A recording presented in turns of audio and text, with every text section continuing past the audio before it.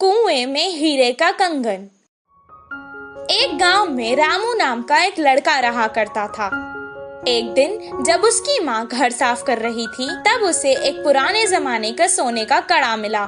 वो उसे अपने हाथ में लेकर कहने लगा, माँ, मुझे ये कड़ा एक दिन के लिए पहनने को दो ना। बेटे की इस ख्वाहिश को देखकर माँ ने कहा, ठीक है बेटा, पहन लो, लेकिन याद रखना कोई साधारण कड़ा नहीं है। ये तो सोने का कड़ा है। आज इसे पहन लो और कल तुम्हारे पिता को बिना बताए हम इसे वापस अलमारी में रख देंगे। जैसे ही इसकी माँ ने कहा, वो तुरंत कड़े को पहन के सारा गांव घूमने लगा। रात में भी उसने उस कड़े को खुद से दूर नहीं किया और अपने पास ही रखकर सुकून से सो गया। उस रात उसके गांव में चोर घुस आए और जिसके घर से उन्हें जो कुछ मिलता था, जैसे पैसे, जेवर, सोना, सब उठाकर ले जाते थे।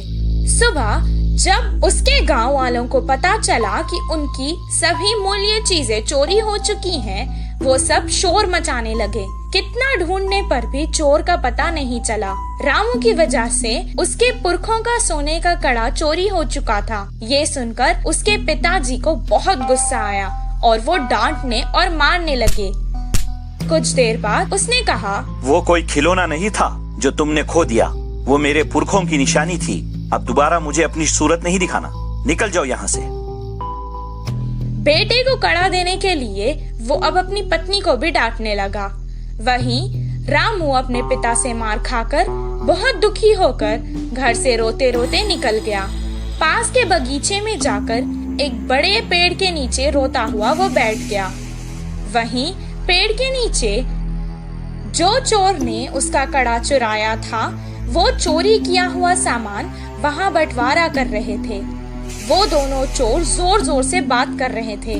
ये सुनकर रामू को पता चल गया कि वो वही चोर है। वो धीरे से वहाँ से उठा और कुएं के पास जाकर कुएं में देखकर रोने लगा और कहने लगा कि उसके हीरों का कड़ा कुएं में गिर गया है। उसके रोने की आवाज सुनकर चोर उसके पास आए और रामू से पूछने लगे कि वो क्यों रो रहा है। रामू ने जवाब दिया, मेरे दादा बहुत बड़े पंडित थे और उन्होंने एक जमींदार के पास पूजा की थी, तो उन्होंने उन्हें तोहफे में एक हीरो से भरा हुआ सोने का कड़ा दिया था।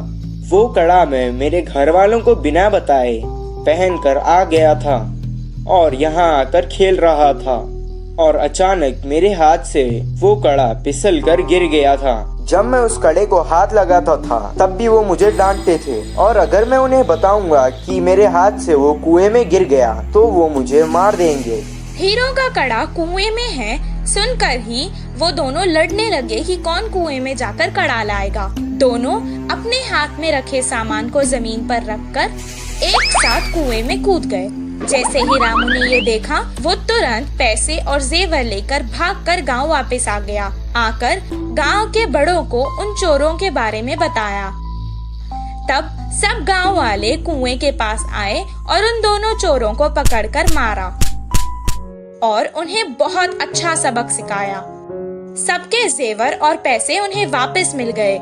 रामू और उसके परिवार को उनका पुश्तैनी कड़ा वापस भी मिल गया था और रामू की होशियारी की वजह से रामू को खूब शाबाशी भी मिली। इस कहानी से हमें ये शिक्षा मिलती है कि समय पर चतुराई दिखाने से मुश्किल समस्या भी टल सकती है। पछताने वाला मोर। एक जंगल